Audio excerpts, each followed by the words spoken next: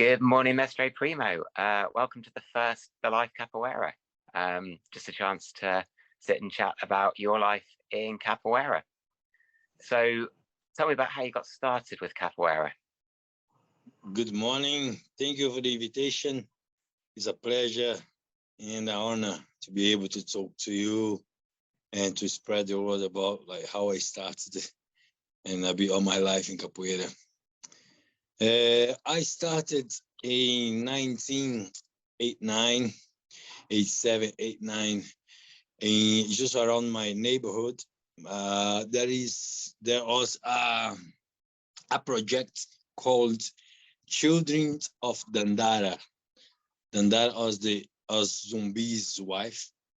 So this project was all about the culture, like the Afro, the Negro, the Afro culture for the Black people, the Black community. But it was open to everyone, not just for the Black people, Black communities, but for the community, for the people that would like to join, the kids, families, but, just in the school close to my house. So I went there and just to see how it was, and there is a lot of people, a lot of kids. And then I started there, and that was my first time, my first contact with Capoeira was in this project. Criança, in Portuguese is Criança de Dandara. That's the name of the project. Very nice. And did it take long before you got your apelido? Yeah, well, the apelido is kind of funny because when you're a kid, you never like the nicknames that they give to you, the apelidos, But for the capoeira, is a tradition where you have your nickname that is your name for life in the capoeira, and that becomes your name even in the real life, because people call me and the people ask me, what's your name? And they instantly say Primo. That's my name. And people call me Primo, and that now everywhere, that's my name.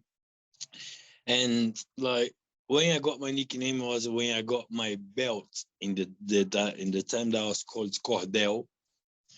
And when I got my belt, I was from a master who his nickname is the same as mine, but I got my nickname from him because his nickname is Mestre Primo, is Primo. And then I was open to the berimbau to start, the game, and he came and started to play with me, and then put me on the floor, all of that ceremony, how it is. And then I got my nickname from him for the kids, because they always start to mess with me. You look like Primo, and then they call me. And then when you're a kid, you're like, you don't want to look like anyone. No, I don't look like him. I don't look like him. And when you don't like a nickname, that's how it stick with you. So then I was Primo, and then now always Primo. And I like it because there are loads of nicknames there. It's not good, I think, because the nickname needs to be related to the person, And it's a relation with my nickname because I played with Mestre Primo, and then he was the master who put me on the floor, introduced me to the capoeira world, as a ceremony says. And then I like it. So that's how I got it. And it was from my first batizado. So it took me a little while to take my nickname. I remember you gave me my first nickname, well, my only nickname in my first lesson. Because that's the thing, because nowadays it's easier, you know what I mean? So not easier, but as I said, it needs is for me, the nickname is really personal. I don't give a nickname just for your nickname is, I don't throw in the air. That, I have a nickname like yours I gave in the first class. I have a nickname that took me 1 year. I don't like to give a nickname just to give you a nickname. I know the nickname needs to be something personal. You have to be proud of a nickname. It's just like, and when someone comes to you, why your nickname is that? Why your nickname is Kung Fu? Because you used to do Kung Fu before, and when you are training capoeira, hey, relax. This is capoeira, it's not Kung Fu. Hey, look, you see Kung Fu like this, isn't it? Yes. So capoeira is opposite. Look, capoeira is more, fluently, relax. Or it's not Kung Fu. At some point you'll do, it's not Kung Fu. And then You know what I mean? And then there is a relation with your nickname and why you got your nickname. It's not just because you're, here it is. Your nickname is Hands. So what? You know, so Well, especially coming from obviously the UK and not being part of Brazilian cultures, I always like to check my nicknames I give to my students with yourself. For the listeners that don't know, Mestre Primo is my principal teacher. I'm my very first class with him in 2008. And always put a lot of thought into the nicknames that I give to my students as well. And I think just recently a lot of thought went into my two daughters, who obviously want to do capoeira with me, which is lovely. And just to make sure that obviously there's a lot more pressure there as well. But they're very happy with Chizuru and Luz de Sol, the Treasure and Sunshine. They can tell their stories about their nicknames in the future, I'm sure. So how long yeah, before you began teaching yourself? Because obviously it was 1989 you started. yeah, like because we got like in Brazil and the capoeira around the world, you have to get the experience to teach, yeah. And then as soon as you're going to graduate, you start in the back of the queue and then you move, step by step.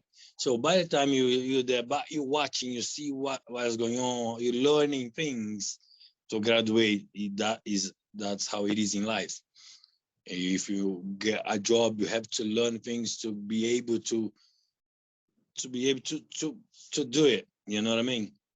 So in capoeira is the same. So you're in back of the queue, just looking, but you wishing to be in the front. So at some point, you're gonna be there, and then slowly, when you graduate, and then you giving, like I was giving the opportunity to run and warm up, to get people to warm up, and then at some point to do the stretching, at some point to do the jing, and then slowly, you do a bit more, and then you're gonna get the experience. So I start teaching after be able to run a few lessons one-to-one in my Mestre Reis academy.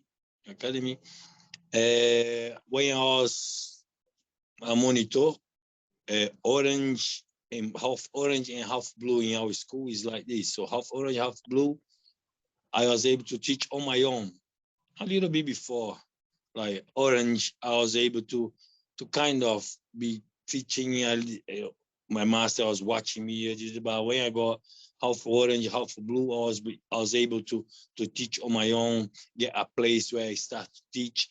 And my master was to go there once or twice a month to see how it is to organize orders. He used to do class. So, and when I was half orange, half blue, when I was the time when I was able to start teaching.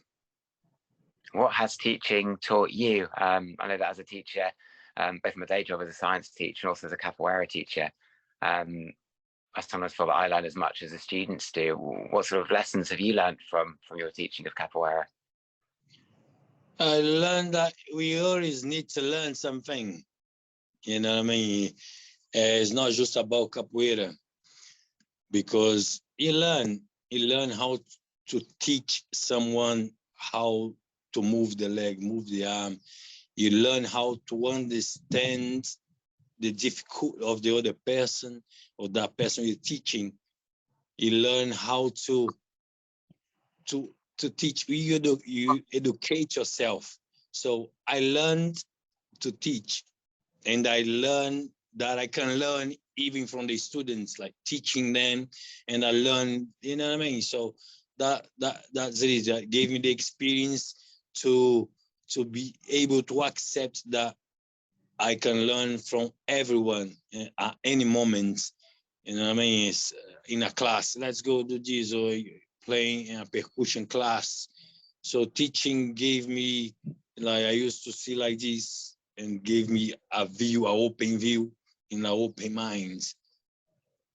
Nice. And what led to you leaving Brazil to teach? Because obviously you ran the Oficina UK, Oficina da Capoeira UK for a good decade, and you were in Ireland before that. And I know you've run workshops around Europe and elsewhere.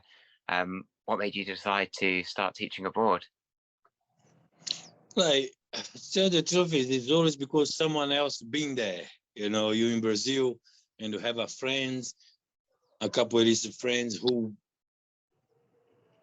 went to Europe because like most of the people, like not everyone, but it fancy or wish to travel around, to travel to Europe to get to know, to get a better life, and then when you have a friend beside you that you know that he went there, he has been there, able to teach, and he can tell you a little bit, you get curious.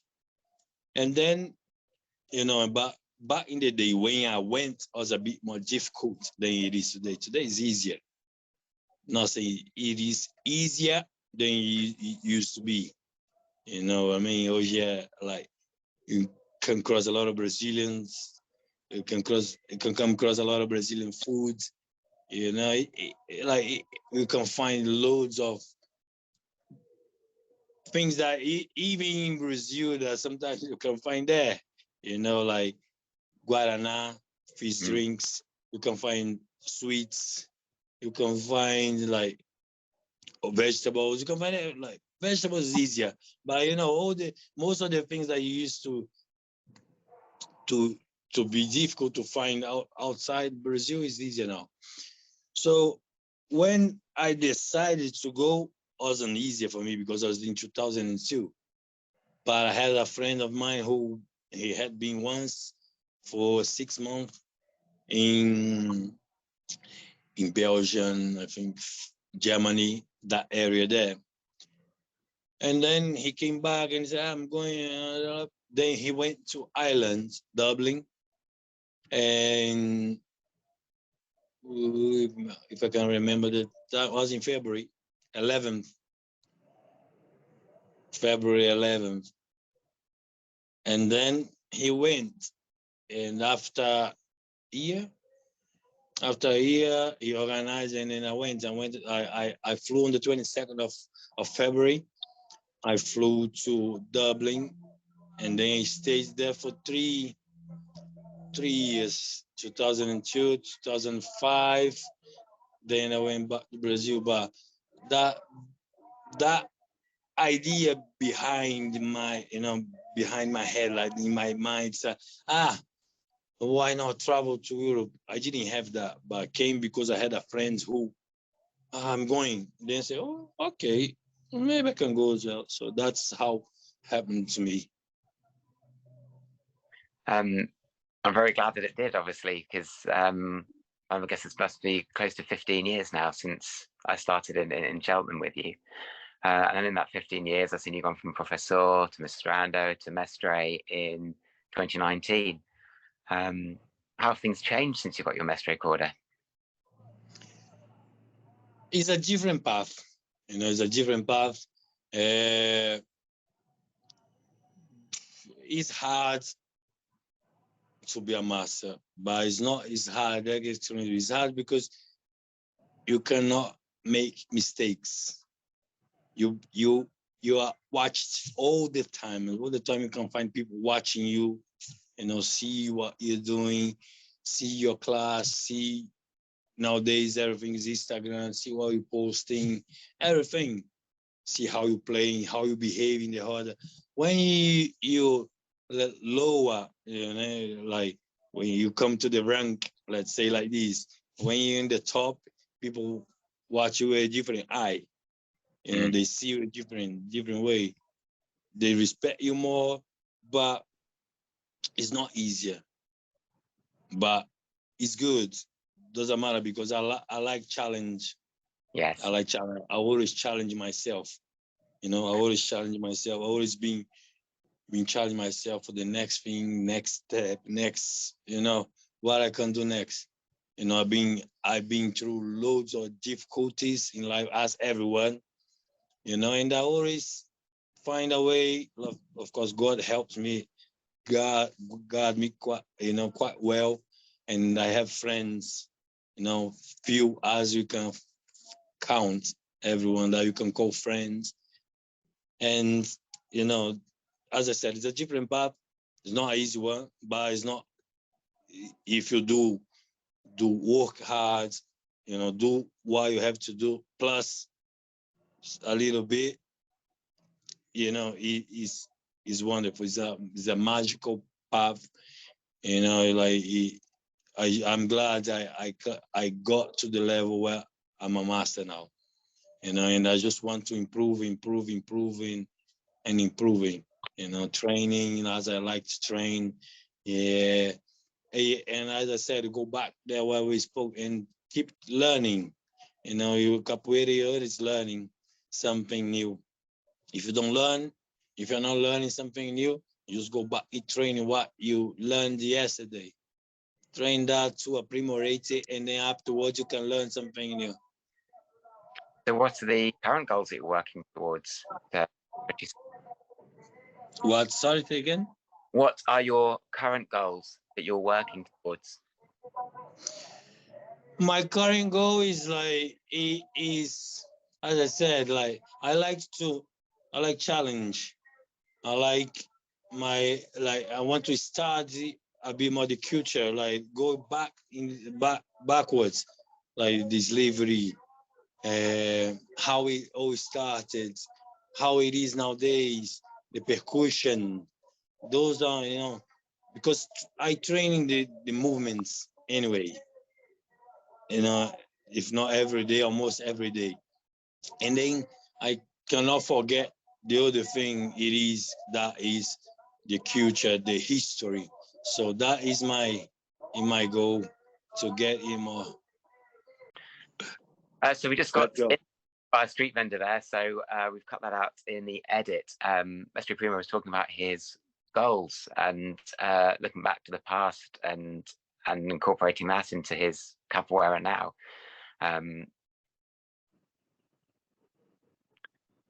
Did you manage to say everything you wanted to say before you were interrupted? Yeah, it's just, as I said, my goals are, of course, always learning, always improve.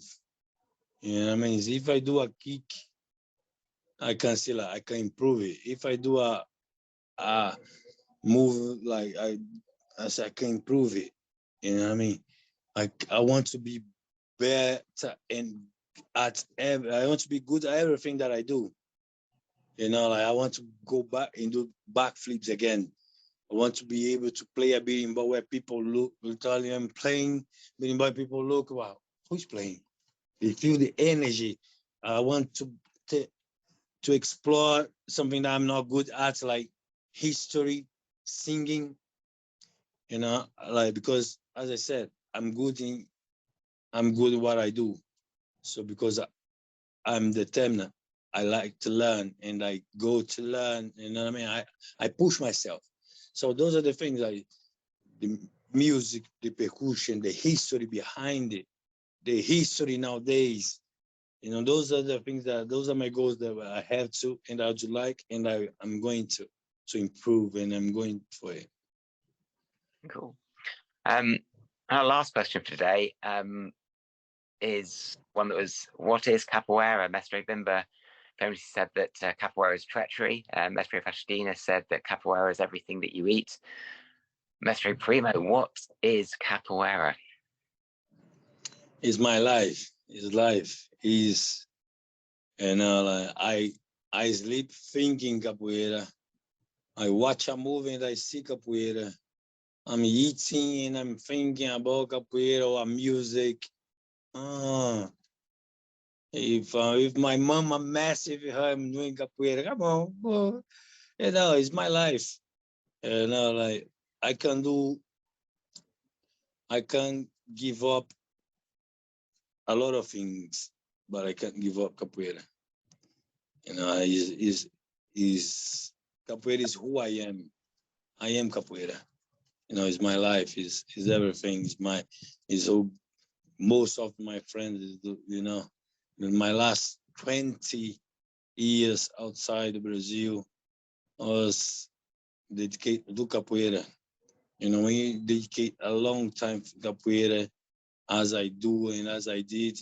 It says everything. It's my life. Brilliant. Well, what a perfect first edition of the Life Capoeira. Thank you very much for joining us, Mestre Primo. And obviously, this is the very first podcast that we've had. I'm looking forward to it evolving and seeing where it goes. Thank you very much for listening, and take care till next time. Thank you very much to the invitation. It's and always a pleasure. And I hope who's going to be watching, like, if they have any questions, don't hesitate to contact me. Thank you. Ciao. Ciao.